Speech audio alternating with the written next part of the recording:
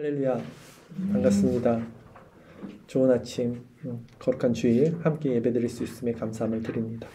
자, 지난주 우리 설교 기억나시는지 모르겠는데요.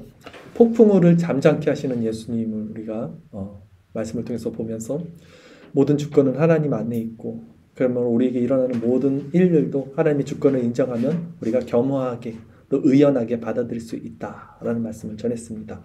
그 폭풍우를 뚫고 이제 도착한 곳이 거라사인의 땅이라는 곳이고요. 오늘은 그런 내용으로 말씀을 전할 텐데, 오늘은 예수님께서 이방 땅, 이 이 데가볼리라는 지역이라고 볼 수 있어요. 데가볼리라는 곳은 10개의 성이라는 뜻인데 이방 나라들이 이렇게 줄지어져 있습니다. 그 로마 제국의 속국이라고 보면 돼요. 당시 그 이방 땅에 이제 거하셨을 때 군대 귀신 들린 자가 나타나죠. 그리고 그 군대 귀신 들린 자를 통해서 예수님이 오늘 행하신 일을 우리가 살펴볼 것입니다. 오늘 설교 제목이 하나님이 행하신 큰 일을 전하는 교회, 하나님이 행하신 큰 일을 전하는 교회라는 제목인데요. 오늘 전도 설교입니다. 우리가 전도에 대해서 이제 어떻게 받아들이고 이해하고 할 수 있는지를 오늘 말씀을 통해서 함께 나누기를 원합니다. 본문을 이제 살펴보도록 하겠습니다.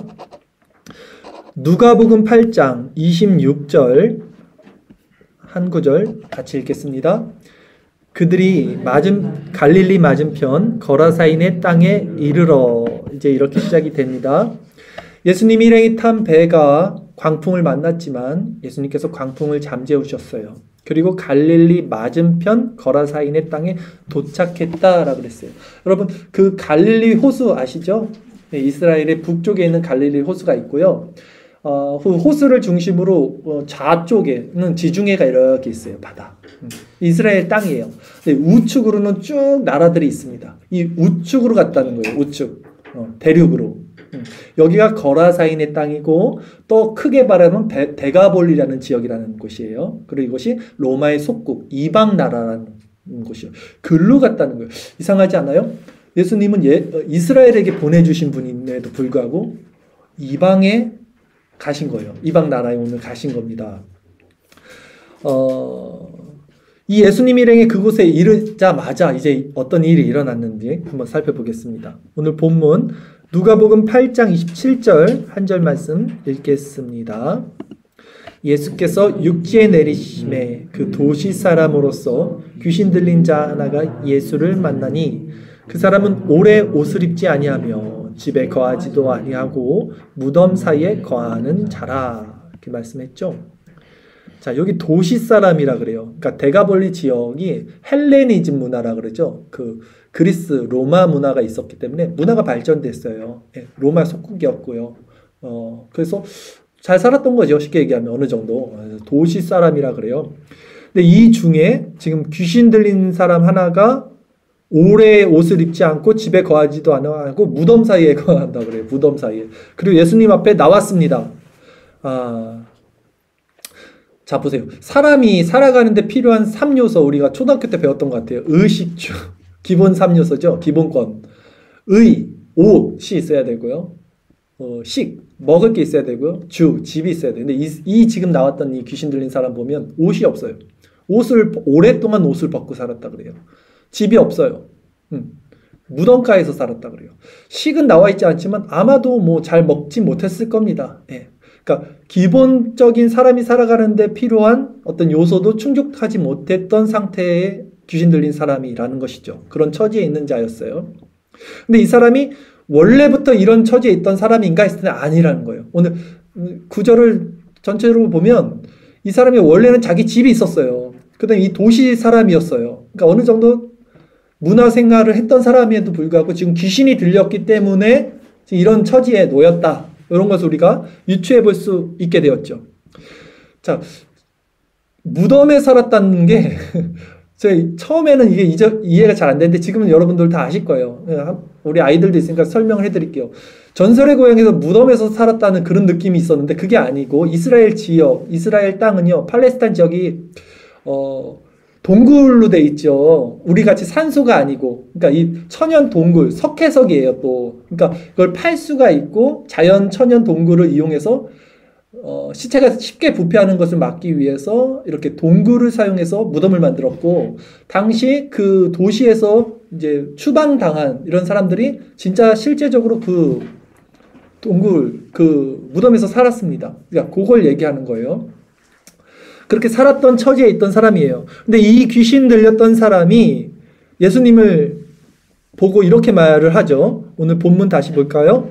누가복음 8장 28절 말씀 같이 읽겠습니다. 예수를 보고 부르짖으며 그 앞에 엎드려 큰 소리로 불러 이르되 지극히 높으신 하나님의 아들 예수여, 당신이 나와 무슨 상관이 있나이까? 당신께 구하노니 나를 괴롭게 하지 마옵소서 하니 라고 말을 하죠. 이 귀신 들린 사람은요, 지금 보면 예수님을 알고 있었어요. 그리고 더 자세히 말하면 예수님이 자신을 찾아올 것도 알고 있었던 것 같아요.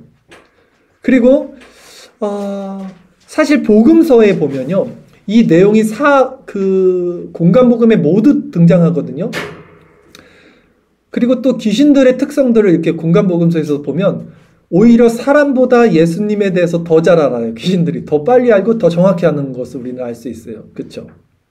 본문과 같은 내용을 담고 있는 다른 복음서에서 보면요, 예수님께서 배에서 나오심에 곧 더러운 귀신 들린 사람이 무덤에서 나와 예수를 만났다라고 기록되어 있어요. 그러니까 곧 더러운 귀신이 무덤에서 나왔다라고 했어요. 그러니까 곧이라는 것이 어떤 느낌이 듭니까? 기다리고 있었다는 거예요. 예수님이 올 줄 알고 있었다는 거예요. 자기에게 온다는 것을 알고 있었다는 거예요. 바라보고 있다가 예수님이 배가 도착하자마자 곧 나갔다는 거예요, 지금. 그렇다면 우리는 여기서 또 한 가지 유추해 볼 수 있다는 거죠. 뭡니까? 예수님 일행이 지금 배를 타고 갈릴리를 호수를 건너실 때 갑자기 일어났다 그랬어요. 광풍이. 이게 1차적으로 누가 일으킨 거냐 그랬을 때는 이 귀신, 마귀의 역사라는 것을 우리가 알 수 있다는 거죠.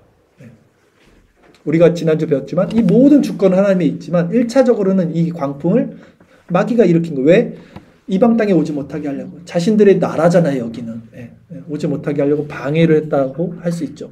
자, 이렇듯 귀신은요, 사람의 마음도 움직이고 자연도 움직일 수 있는 어떤 강력한 힘을 갖고 있습니다. 우리 성경을 통해서 볼 수 있었어요. 예를 들어 욥기를 보면요, 욥기에도 나타나죠. 사탄이 욥에게 고난을 줄 때 어떤 고난을 줬냐면 하늘에서 불을 떨어뜨립니다. 사탄이요. 하늘에서 불을 떨어뜨려서 욥의 양들과 그 종들을 다 살라서 죽여요. 그리고 들에서 큰 바람을 일으켜요, 사탄이. 그 바람을 통해서 집의 그 기둥들을 다 무너뜨려서 욥의 아들을 죽게 해요. 이런 일들이 욥기에 보면 나타나거든요. 또 모세와 그 대결했던 애굽 술사들 아시죠? 그들도 기적을 보면 나일강을 모두 피로 만들어요. 바다가 아니죠, 거기는. 피로 만들고 또 개구리로 온 땅에 올라오게 만드는 것도 술사들이 한단 말이죠. 흉내를 내잖아요. 이렇듯 귀신의 힘은 사람과 동물은 물론 자연까지 움직이고 조정할 수 있는 어떤 큰 강력한 힘을 가졌다라는 것을 우리는 성경을 통해서 알 수 있다는 거죠. 그럼 너무 무서워요, 지금 이제 귀신이. 너무 무섭다. 그러나 성경은 이렇게 말합니다. 우리가 귀신의 능력을 두려워할 필요가 없음에 대해서 이렇게 말하죠. 오늘 주일설교 말씀 구절 있나요? 마태복음 10장 28절이죠. 우리 같이 읽겠습니다. 몸은 죽여도 영혼은 능히 죽이지 못하는 자들을 두려워하지 말고 오직 몸과 영혼을 능히 지옥에 멸하실 수 있는 이를 두려워하라. 아멘. 자, 성경은 분명히 이렇게 말합니다. 몸은 죽여도 영혼은 능히 죽이지 못하는 자 두려워하지 말는 거예요. 사탄 귀신은 또 그 귀신의 사탄의 조종을 받는 세력들은 우리의 몸은 해칠 수 있겠지만 그러나 우리 영혼까지 빼앗아갈 수 있는 존재는 아니라는 거예요. 오히려 하나님은 그 영혼을 지옥에 보낼 수 있는 분이기 때문에 하나님을 두려워해야 한다는 것입니다. 또한 그들은 우리 육체 역시 하나님의 주권 아래 허락된 만큼만 시험할 수밖에 없는 존재라는 거예요. 아무렇게나 자기 마음대로 해칠 수 없어요. 하나님께서 욥의 생명은 해치지 말라고 딱 그 경계선을 주신 겁니다. 사탄은 참새 한 마리도 땅에 떨어지지 않아요. 하나님 허락하시지 않으면. 네. 그러게 그리스도 안에 있는 자들은 악한 영의 세력에 대해서 두려워할 필요가 전혀 없는 거예요. 네. 하나님이 허락하지 않으면 절대 우리 머리털 하나도 건드리지 못합니다. 사탄은. 그 양심론이라는 말이 있죠. 네. 하나님의 영이 있고 때로는 사탄의 영이 들어와서 헷가닥하고 이럴 때는 사탄처럼 되고 이때는 하나님처럼 그러지 않아요. 성령이 내주하는 사람은 절대로 양신, 두 가지 신이 함께 할 수 없어요. 하나님이 거룩하고 빛된 속성인데 어떻게 거기에 어둠과 더러운 것이 함께 있을 수 있겠습니까? 그리고 하나님의 성령은 한번 내주하시면 왔다 갔다 하는 게 아니잖아요. 영원히 그 사람과 함께 내주하잖아요. 물론 성령이 약해질 수는 있지만 한번 하나님이 택한 백성들은 절대 변개치 않고 끝까지 구원으로 하나님 인도해 주신다고 우리는 믿죠. 그렇기 때문에 사탄은 결코 하나님의 주권 안에서 움직이고 하나님의 허락 안에서만 우리를 시험할 수 있다. 그러기에 두려워할 필요가 없다. 오히려 더 하나님을 두려워해야 한다. 우리는 하나님을 경외해야 한다. 이런 말씀을 드린 것입니다. 자, 마찬가지로 오늘 본문에 나오는 귀신이 그러면 예수님 앞에 이렇게 말하는 거예요. 지극히 높은 하나님의 아들 예수여, 나를 괴롭게 하지 마소서. 예. 예수님 앞에 귀신은 아무 힘도 쓸 수 없는 존재가 드러나는 거죠. 귀신이 예수님 앞에 이렇게 간구한 이유는 먼저 예수님께서 귀신을 향해서 이렇게 명령하셨기 때문인데 본문 다시 보도록 하겠습니다. 누가복음 8장 29절 말씀 같이 읽겠습니다. 이는 예수께서 이미 더러운 귀신을 명하사 그 사람에게서 나오라 하셨음이라. 귀신이 가끔 그 사람을 붙잡음으로 그를 쇠사슬과 고랑에 매어 집혔으되 그 맨 것을 끊고 귀신에게 몰려 광야로 나갔더라. 아멘. 이미 예수님께서 그 더러운 귀신에게 명하사 그 사람에게서 나오라고 명령하셨기 때문에 귀신이 나를 괴롭게 하지 마옵소서라고 말한 거예요. 그리고 이어서 예수님은 이 귀신에게 네 이름이 무엇이냐라고 묻는데 귀신이 이렇게 대답을 하죠. 본문 누가복음 8장 30절, 31절 두 절 말씀 읽겠습니다. 예수께서 내 이름이 무엇이냐 물으신즉 이르되 군대라 하니 이는 많은 귀신이 들렸음이라. 무저갱으로 들어가라 하지 마시기를 강구하더니 있어요. 자, 군대라는 것은요 강력한 세력을 의미하죠. 예. 즉 이 사람은요 강력한 군대 귀신의 힘에 의해서 장악된 상태예요. 네. 다시 말해서 스스로는 결코 빠져나올 수 없는 강한 세력에 포로된 상태에 있었던 자였어요. 그것을 이제 강한 군대라고 우리가 이해하면 됩니다. 그런데 이렇게 군대란 이름을 가진 강력한 귀신의 세력도 결국 그들이 가야 할 곳은 무저갱입니다. 즉 지옥이에요. 무저갱은. 그러기에 귀신은 예수님께 자신을 무저갱으로 들어가게 하지 말라고 지금 강구하고 있는 거예요. 같은 내용을 담고 있는 마태복음에 보면요. 귀신들이 이렇게 말해요. 때가 이르기 전에 우리를 괴롭게 하려고 여기 오셨나이까? 라고 해요. 때가 이르기 전에. 이런 장면이 있어요. 그러니까 귀신들도 마지막 때가 되면 자신들이 가야 할 곳이 무저갱이라는 것을 분명히 알고 있었던 거예요. 그러기에 예수님은 아직 심판의 때가 오지 않았기 때문에 그 하나님의 종말 심판의 때가 오지 않았기 때문에 그 귀신들을 무저갱으로 바로 보내지 않았어요. 예. 그리고 그들이 원하는 대로 돼지떼에 들어가는 것을 허락을 하십니다. 본문 누가복음 8장 32절 33절 말씀입니다. 같이 읽겠습니다. 마침 그곳에 많은 돼지떼가 산에서 먹고 있는지라 귀신들이 그 돼지에게로 들어가게 허락하심을 간구하니 이에 허락하시니 귀신들이 그 사람에게서 나와 돼지에게로 들어가니 그때가 비탈로 내리달아 호수에 들어가 몰사하거늘. 이렇게 됐죠. 자, 거라사인 지방이라고 했어요. 지금 데가볼리 지역. 여기는 이방인들이 사는 지역입니다. 유대인들은요 돼지를 불경한 동물로 취급해서 먹지 않아요. 네, 그렇죠. 근데 이방인들이니까 당연히 먹죠. 이 돼지들은요 로마 제국에 이제 이렇게 보내게 되는 아마 그 돼지떼였던 것으로 추정을 해요. 근데 이 그 귀신의 세력, 군대 귀신들이 돼지떼에게 들여보내달라고 요청을 합니다. 예수님께. 이는 아마도 돼지떼에 이제 들어가서 돼지들을 다 몰살시키잖아요. 예. 그럼으로써 이 몰살을 하게 되면 예수님이 공경에 처합니다. 이들이 생업이에요, 지금. 대가벌리 지역 사람들이. 근데 그 자신의 생업을 망쳐버린 장본인이 예수님이 되니까 그것을, 예수님을 이제 그것을 이용해서 쫓아내기 위한 귀신들의 계략이었을 것입니다. 근데 예수님께서 신적 예지 능력을 가지신 예수님, 하나님이신 예수님, 이걸 몰랐을 리는 없을 거예요, 분명히. 귀신들이 이렇게 행했을 것을 알았음에도 불구하고 예수님이 이것을 허락하셨어요. 그것은 다음과 같은 이유였을 것입니다. 자, 본문과 같은 내용을 담고 있는 마가복음이 있어요. 마가복음에 보면 이 돼지떼의 수요가 나오는데요. 숫자가 나오는데 2,000마리가 됐다 그랬어요. 2,000마리. 상당히 큰, 계산해 보면 상당히 큰 규모의 값어치인데요. 즉, 한 영혼의 가치가 어떤 값비싼 희생을 감수할 만큼 가치 있는, 그것보다 훨씬 더 값어치 있는 것이다 라는 것을 저는 보여주는 장면이라고 생각을 해요. 그래서 예수님이 허락해 주셨다라고 생각을 합니다. 특히 그 돼지는 불경한 것이었어요. 유대인의 관점에서, 하나님의 그 율법에서는. 그렇기 때문에 그것을 희생하는 것은 한 영혼을 살리는데 전혀 아깝지 않은 것이다 라는 것을 성경이 우리에게 교훈해 주고 있다고 저는 바라봅니다. 어쨌든 이런 일이 일어나고 지금 이제 어떤 일이 되냐면 마을 사람들이 매우 놀라고 두려워하는 거예요, 이제. 그리고 예수님에게 어떻게 말합니까? 자신들의 지방에서 이제 떠나시기를 간구합니다. 본문 누가복음 8장 34절에서 37절까지 말씀 읽겠습니다. 치던 자들이 그 이루어진 일을 보고 도망하여 성내와 마을에 알리니 사람들이 그 이루어진 일을 보러 나와서 예수께 이르러 귀신 나간 사람이 옷을 입고 정신이 온전하여 예수의 발치에 앉아 있는 것을 보고 두려워하거늘 귀신 들렸던 자가 어떻게 구원받았는지를 본 자들이 그들에게 이르매 거라사인의 땅 근방 모든 백성이 크게 두려워하여 예수께 떠나가시기를 구하더라.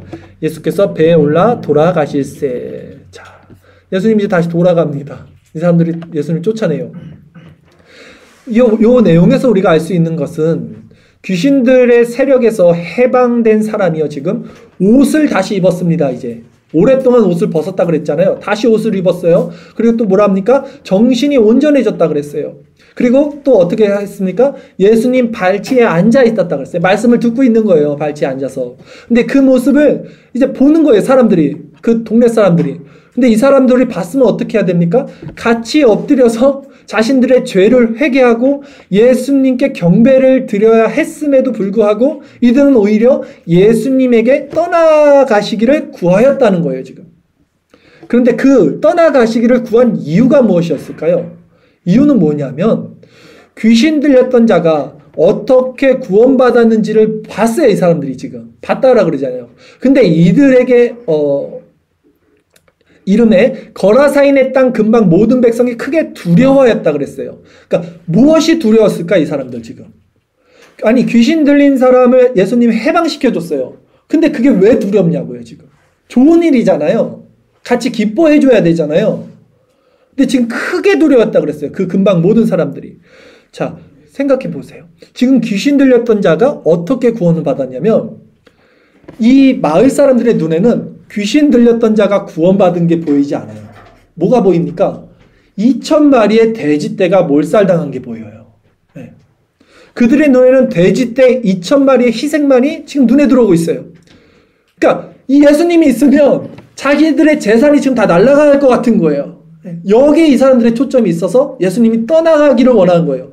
한 영혼이 구원받는 데 있지 않고 자신들이 가지고 있는 소유에 이 사람들의 시선이 있었기 때문에 크게 두려워했다고 하는 거예요. 이 사람들이 두려워한 이유가 여기 있던 거예요. 그러니까 이 사람들에게는 귀신 들렸던 자가 다시 옷을 입고 뭐 정신을 차리고 예수님 말씀을 듣고 있고 이것은 눈에 보이지 않아요. 그것이 중요했던 것이 아닙니다. 빛이 오면 어둠이 드러나야 되는데 빛이 이렇게 비치니까 마치 바퀴벌레가 자기가 드러나지 않고 어둠으로 숨죠. 빛이 싫어서 어둠을 숨는 거예요. 예수님이 이방 땅에 오셨습니다, 오늘. 이방 땅에 오셨는데 사람들은 자신들의 어둠으로 인해서 그 빛을 받지 못하고 오히려 그 빛을 몰아내고 자신의 죄가 그 빛 앞에 드러나는 것을 지금 싫어하고 있습니다. 그래서 요한복음에서는 이렇게 말하죠. 빛이 오매, 빛이 어둠에 비침에 어둠이 깨닫지 못하더라 라고 말하는 거예요. 오늘 예수님이 이방 땅에 오셨지만 이방 땅 이 사람들은 정작 구원자를 받아들이지 않고 오히려 내보냅니다. 그러나 실제 이 빛의 조명을 받은 사람은 한 명인 거예요. 오늘. 바로 군대 귀신 들렸던 자.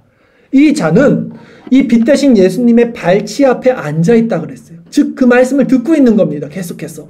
그리고 그분만을 바라보는 존재로 변화가 된 거예요. 이제. 이 귀신 들렸던 자는 2000마리의 그 자신의 소유, 이런 물질에 관심이 있는 게 아니라 예수님 발치에, 예수님 말씀에 관심이 있게 된 거죠. 나아가 이 귀신의 세력에서 해방된 이 사람은요, 이제 예수님과 함께 있기를 구합니다. 본문에 나오잖아요. 예수님과 함께 있기를 구해요. 그런데 어찌된 영문이지 예수님은 그에게 집으로 돌아가라 그래요. 집으로 돌아가 하나님이 내게 어떻게 큰 일을 행하셨는지를 전하라고 합니다. 오늘 본문 마지막 구절 살펴보겠습니다. 누가복음 8장 38절 39절 두 절 말씀 읽겠습니다.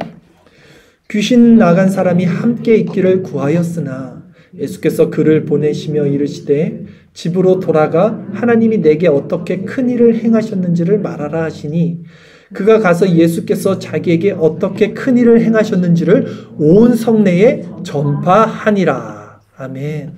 예수님이 지금 왜 같이 가지 않게 했는지 아시겠죠? 예수님까지 갔어요. 이 사람까지 따라오면 거기는 희망이 없습니다. 이 사람 증인이 됐는데 이 사람 남겨놔야 돼요. 이 사람이 전해야지 될 거 아닙니까? 그래서 너는 집으로 돌아가라 그랬어요. 오늘 본문은요, 말씀드린 대로 공간복음서에 모두 기록되어 있는 장면입니다. 자, 공간복음서에 모두 기록됐다는 건 무슨 의미입니까? 그만큼 중요하다는 거예요. 그렇죠? 예. 왜 중요할까? 저는요, 오늘 이 설교를 마태복음 이미 했고, 마가복음 했고, 오늘 누가복음이잖아요. 2번 설교를 했어요. 이게 공간복음에 다 기록되어 있으니까. 근데 2번 설교를 귀신론적 관점에서 많이 했어요. 저는 사실. 귀신이 어떤 존재다라는 것에 대해서 초점을 맞춰서 했는데, 오늘은 조금 다른 방향에서 말씀을 전하려고 합니다. 즉, 이 귀신 들렸던 자의 관점에서 본문을 저는 바라봤습니다. 자, 오늘 본문에 나오는 귀신 들렸던 사람, 이 군대 귀신 들렸던 사람은 어떤 사람이었습니까? 구원받을 수 없는 땅, 이방 땅에 살고 있었어요. 네, 이방인이었어요. 구원이 다다를 수 없어요. 그리고 또 더군다나 자신의 힘으로는 절대 빠져나올 수 없는 군대 귀신의 세력에 묶여있는 포로된 자였어요. 이방인이었어요. 거기에 또 귀신에게 사로잡혔어요. 아예 구원받을 수 있는 확률이 없는 사람인 거예요, 이 사람. 그걸 지금 보여주는 거예요, 본문은. 여러분이 만약에 지금 이스라엘도 전쟁이 있는데 어떤 강력한 그 군대 세력에게 끌려가서 포로로 노예처럼 지금 살고 오랜 세월 아주 그 땅굴 어떤 그런데 아무도 찾지 못하는데 지금 수감 생활을 하고 있다고 생각해 보세요. 날마다 여러분 고통과 절망 가운데 지옥 같은 삶을 살고 있는데 그 상황 속에 여러분을 도와줄 수 있는 사람이 아무도 없다고 생각해 보세요. 오늘 본문에 귀신 들렸던 사람이 그 처지였다는 거예요, 여러분. 딱 그 처지였던 거예요. 네. 근데 이 군대 귀신 들렸던 사람의 모습이 어땠습니까? 다시 한번 살펴볼게요. 오랫동안 옷을 입지 않았다 그랬어요, 성경에서. 그리고 집이 없었다 그랬어요. 네. 요걸 계속해서 반복해서 보여주는 거예요, 성경이. 옷이 없었고 집이 없었다. 네. 근데 이 지금 옷이 없고 집이 없다는 것이 성경에서 누구와 오버랩되지 않습니까? 여러분? 죄로 말미암아 하나님을 떠난 인간의 상태예요. 아담이 하나님의 그 법을 벗어난 상태에서 바로 일어난 것이 자신이 벗은 것을 알고 부끄러워하게 되는 거예요. 그리고 하나님의 집, 그 안식처인 에덴의 동산에서 쫓겨나게 되는, 죄로 말미암은 인간의 모습이 바로 옷을 잃어버리고 안식할 수 있는 집을 잃어버린 상태가 되는 것을 성경을 통해서 보여주는 거죠. 죄가 그 사람을 장악할 때 여러분, 그 죄의 결과는요, 바로 옷을 잃어버리는 것과, 그래서 수치가 드러나는 것과, 그리고 집을 잃어버리는 것과, 그래서 안식을 빼앗기는 겁니다. 집은 안식이잖아요. 옷은 뭘 가리킵니까? 구원에 있어서 그리스도를 가리켜요. 그리스도의 의의 흰 옷이라는 말이 많이 나오죠, 성경에. 그리고 집은 뭘 가리킵니까? 하나님 나라를 가리켜요. 네. 오늘 본문은 옷과 집을 잃어버린 귀신 들린 자의 모습을 통해서 이 세상에서 인간들이 무엇을 잃어버리고 있는가, 그리고 그 고통 가운데 묶여있는 자인지를 보여주는 장면인 거예요.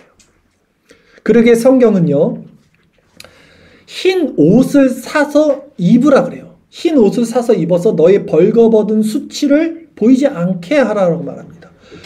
계시록 3장 18절 19절 말씀입니다. 우리 같이 읽겠습니다. 내가 너를 권하노니 내게서 불로 연단한 금을 사서 부유하게 하고 흰 옷을 사서 입어 벌거벗은 수치를 보이지 않게 하고 안약을 사서 눈에 발라 보게 하라. 무릇 내가 사랑하는 자를 책망하여 징계하노니 그러므로 내가 열심을 내라 회개하라 라고 말합니다. 자, 옷을 사서 벌거벗은 수치를 보이지 않게 하라. 그리고 열심을 내라 회개하라. 이렇게 말을 합니다. 그럼 이 옷을 어디서 사야 돼요? 어떻게 사요? 어떻게 써서 우리 수치를 가릴 수 있을까 했을 때 갈라디아서 3장 27절에 이 옷에 대해서 말씀을 합니다. 같이 읽겠습니다. 누구든지 그리스도와 합하기 위하여 세례를 받은 자는 그리스도로 옷 입었느니라. 아멘. 이 옷을 어떻게 입습니까? 그리스도와 합하여 세례를 받음으로 이 옷을 입게 됩니다. 세례는 무엇입니까? 중생과 거듭남이죠. 죽고 다시 태어나는 것이 세례잖아요. 즉 그리스도와 연합될 때 우리는 수치를 당하지 않는 존재가 되는 것이죠. 그러므로 내가 열심을 내라, 회개하라 라고 말을 하죠. 계시록에서. 그것은 회개하라, 심령이 가난한 자들, 그래서 복음적 회개로 나가는 자들에게만 이 옷이 주어진다는 거예요. 그리스도의 옷을 우리에게 필요로 해요. 이것을 알 수 있어요. 근데 누가 이 옷을 얻을 수 있습니까? 회개할 수 있는 자들, 복음적 회개로 심령이 가난하고 낮아질 수 있는 자들에게 이 옷이 주어지는 거예요. 그리고 또 이 옷을 잃어버리고 또 무엇을 잃어버렸습니까? 우리 인간들은 하나님의 집, 안식을 잃어버렸어요. 우리는 모두 하나님 나라라는 우리의 본향, 영원한 안식처를 잃어버리고 죽어있는 자들과 함께 무덤 같은 이 세상에서 살고 있는 비참한 존재라는 것을 오늘 본문이 보여주고 있는 거예요. 그래서 이 귀신 들린 세상이 무덤에서 살고 있는 거예요. 이게 우리들의 모습이라고요. 죽어있는 자들과 함께 죽어있는 세상에서 살고 있어요. 근데 사람들은 이 죽어있는 것을 어떻게 하든 쟁취하려고 내 집 마련, 더 좋은 집, 더 좋은 차, 더 넓은 집, 이런 거에 목매어서 살고 있잖아요. 그건 진정한 안식이 될 수 없어요. 인간이 진정한 안식을 찾지 못했기 때문에 그것을 모방하는 거예요. 항상. 자신 안에 허한 것을 채우려고 모방을 한다고요. 인간들은. 진짜 우리가 얻어야 할 집, 안식은 하나님 나라인데 그것을 잃어버렸으니까 이 땅에서 그것을 모방해서 좀 더 안락하고 편안한 집을 얻기 위해서 사람들이 살고 있는데, 그래서 다 집집 하잖아요. 근데 하나님이 한번 욥기에서 나왔던 것처럼 지진 한 번만 내면, 광풍 한 번만 흔들리면 집의 모든 기둥은 무너져서 죽어버리는 것이 그것이에요. 근데 그것에 그냥 목숨 걸고 평생을 목매달아 사는 게 인간이라는 거예요. 얼마나 어리석습니까? 그런데 이제 이 그리스도로 옷 입은 자들, 마음이 낮아져서 심령이 가난해져서 그 그리스도로 옷 입은 자들은 이제 그 하나님의 나라도, 그 하나님의 나라는 뭡니까? 성경에서 말하는 의와 희락과 평강이 하나님의 나라라 그러잖아요. 하나님의 나라는 이것이니 그리스도 안에 있는 의와 희락과 평강이다. 즉 그 집에서의 안식을 회복하게 돼요. 그리스도로 옷 입은 자들만이 그 하나님의 집에서의 안식을 회복하게 돼요. 그것을 오늘 군대 귀신 들린 자의 모습을 통해서 예수님께서 보여주신 것이다 라는 거죠. 오늘 본문에 나온 귀신 들린 자, 군대 귀신 들린 자는 바로 하나님의 구원을 받을 수 없는 상태에 있던 이방 나라에서 더군다나 강력한 군대의 세력에 장악된 채 옷과 집을 잃어버리고 포로된 비참한 우리의 모습이었던 거예요. 여러분과 저의 모습이었던 거예요. 이것이. 우리가 이런 자였던 거예요. 우리가 군대에 귀신 들렸던 자였던 거예요. 여러분. 근데 아이러니한 것은 뭐냐면요. 이렇게 지금 귀신 들렸던 자에게는 오히려 자유가 주어져요. 그렇죠? 그런데 옷을 여전히 입고 있었고 여전히 자신들의 집이 있었던 그 마을, 그 도시 사람들은 구원을 받지 못해요. 그리고 예수님을 떠나보낸다는 거예요. 아이러니한 거예요. 오히려 옷이 없었고 집이 없었고 포로됐던 자에게는 자유가 주어졌는데, 옷이 주어지고 집이 주어졌는데, 오히려 옷이 있다고 생각하고 집이 있다고 생각했던 자들에게는 자유가 주어지지 않았다는 것이 오늘 이 본문에서 말하는 역설이죠. 그렇다면 누가 복된 자냐는 거예요. 누가 진정 복된 자냐는 거예요, 여러분. 세상 가운데서 모든 것을 누린, 그 물질적인 것을 누린 자가 복된 것입니까? 아니면 심령이 가난하여 그리스도로 옷을 입고 하나님 나라가 이 마음의 상태에서 평안과 위로를 받은 그 사람이 복된 것입니까? 라는 것을 오늘 본문이 말해주고 있는 것입니다. 자신이 어떤 존재인지, 누구에게 장악되어 어디서 살아갔던 존재인지 이것을 아는 자만이, 그리고 이 죄의 속박에서 해방된 자만이 자유할 수가 있고 그 은혜에 감사할 수가 있죠. 그러나 사람들은 오히려 이 죄가 드러나는 것이 싫어요. 그래서 예수님을 거부하고 이 빛 앞에 나오지 않습니다. 그러기에 생각해보면 이 강력한 죄의 세력 가운데 포로된 저와 여러분에게 그리스도께서 찾아오셨어요. 광풍을 뚫고 찾아오셨어요. 그리고 그 포로된 나 스스로는 절대 탈출할 수 없는 그 지하 감옥에 홀로 갇혀있는 그런 상태에 예수님이 그 모든 무리들을 다 해치우시고 나를 구원하셨다는 거예요. 이것 말고 다른 기적이 뭐가 필요합니까? 저는 내가 어떻게 하나님을 알게 되었을까? 이걸 생각하면 너무 놀라운 거예요. 아니, 내가 어떻게 하나님을 알게 되었지? 내가 어떻게 예수 그리스도를 알게 되었지? 내가 어떻게 하나님을 아는 지식을 갖게 되었지? 이걸 생각할 때마다 이것 말고는 더 큰 기적이 없어요, 저에게는. 이거를 알 수가 없어요. 이걸 누가 말해서 합니까? 이거 성령께서 날 찾아오신 거죠.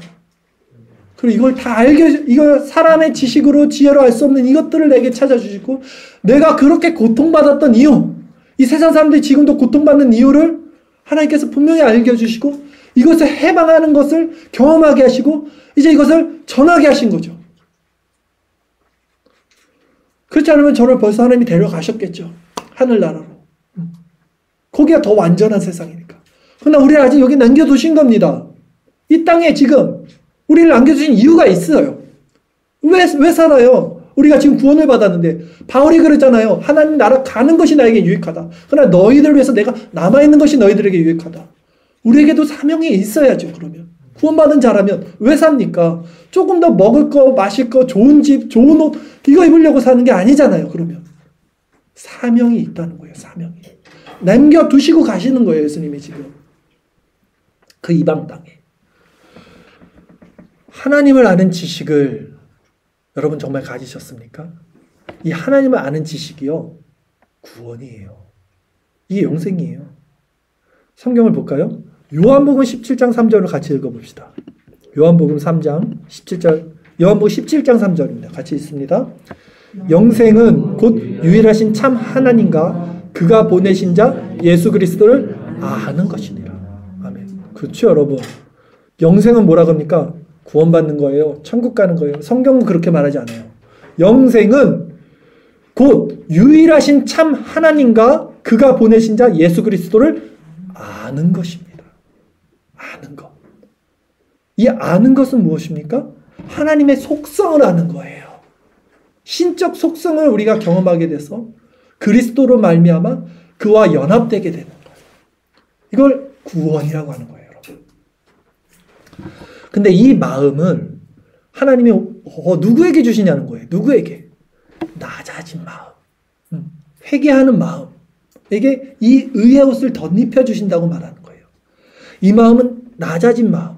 우리는 이 낮은 마음을 통해서 유일한 위로자, 우리의 소망과 구원자 되시는 그리스도를 바라볼 때 그분의 의의 흰 옷을 덧입고 우리 마음과 영혼이 쉴 수 있는 안식을 누리게 됩니다.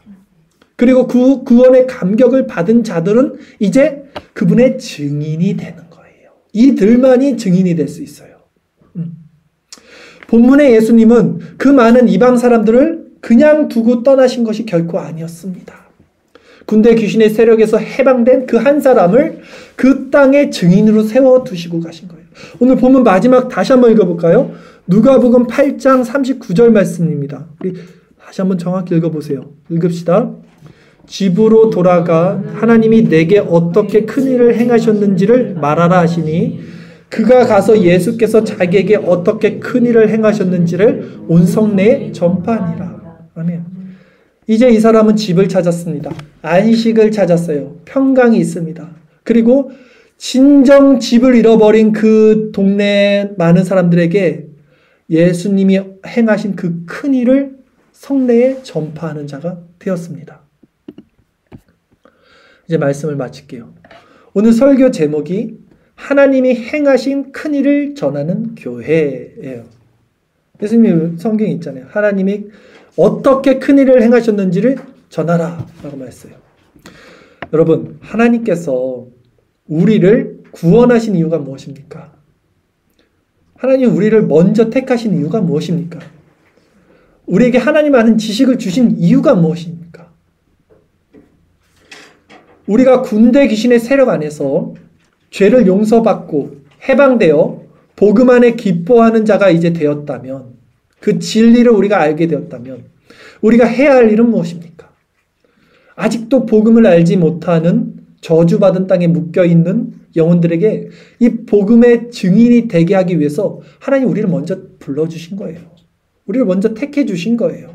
그래서 이 교회로 세워서 여기 넘겨주신 거예요. 이 지역 보세요. 아직도. 근데 여러분, 누가 이 복음을 받는 자라는 거예요, 그러면? 가난한 자들, 마음이 낮아진 자들이 누굽니까? 성경에 이런 말씀이 나와요. 임금이 잔치를 여는데 사람들이 안 갑니다. 나 결혼해야 돼요. 나 소를 사서 이제 밥 갈아야 돼요. 임금이 열받았어요. 아무나 다 데려와요. 거렁뱅이, 악한 사람들 다. 근데 그 사람들은 와요, 이제. 근데 의복을 입지 못한 사람들은 또 쫓겨나네. 오늘 옷 나오잖아요. 교회에 우리가 이제 이 사명을 받고 전도의 마음을 가져야 되는데, 심령이 가난한 자들에게 이 복음을 전하십시오. 주변에, 그러니까 우리 노인들도 앞에 이게 많고 그분들에게 복음을 전해야 돼요. 이제 인생이 끝나기 전에 그분들의 불쌍한 그 영혼들에게 전했는데, 더 궁극적으로 본질적으로는요, 노인들이라고 심령이 가난한 자들은 아니에요. 물론 전해야 돼요. 그렇죠? 그러나 진짜 그 군대 귀신의 세력에 묶여있고 갈 바를 모르고 비참해하면서 그 어떤 구원자를 기다리는 그런 영혼들이 있습니다. 그들에게 전하지 못하면 누가 듣겠느냐라고 이러잖아요. 그들을 볼 수 있는 눈을 우리에게 허락해달라고 구하셔야 돼요. 한번 하나님이 그 마음 우리에게 주셔요. 왜냐하면 우리가 그 상태에 있었잖아요. 내가 그 상태에서 구원을 받았잖아요. 그러니까 그렇게 고통받는 자들이 보인다고요. 그러면 그 고통받는 자들이 보이면 우리가 어떻게 되냐면 기도해요. 기도를 안 할 수가 없어요. 왜? 내가 그 고통을 아니까. 내가 거기서 건진받았으니까. 그 영혼에게 여기서 기도하면요, 이제 어떻게 됩니까? 자연스럽게 영혼에게 가서 뭐 예수 믿으세요, 이게 아니에요. 사랑을 전합니다. 따뜻한 눈을 전하고 따뜻한 마음을 전하고 그리스도의 그 성품과 그리스도의 향기를 전하죠. 그리고 때가 되면 복음을 진짜 전하죠. 복음을 이렇게 전해야 돼요. 전도의 동력을 여기서 얻어야 된다고요, 여러분. 나가자, 뭐 교회 전도주의 이게 아니라 내가 어디서 구원받았는지, 내가 어떻게 하나님을 알게 됐는지, 이 은혜를 경험한 사람들이 다른 영혼들을 바라볼 때 정말 그 영혼들은 자신은 몰라요. 내가 지금 왜 이렇게 고통받는지 그 본인들은 모르는데 우리들은 그게 보이잖아요, 이제. 그래서 그 영혼들에서 기도하는 거예요.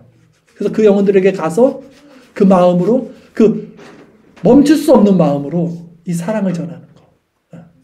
이것이 하나님이 우리를 이 자리에 모여주시고 먼저 이 은혜를 경험하게 하시고 교회로 세워주신 이유라고 저는 분명히 확신합니다. 이제 앞으로 우리 교회가 이제 내년에는 이 전도에 힘을 써야 될 줄 믿습니다. 제가 아무리 생각해도 우리가 너무 좋은데 토요일 날도 성경 공부 너무 좋은데 우리들의 잔치는 아니라는 거예요. 이것이.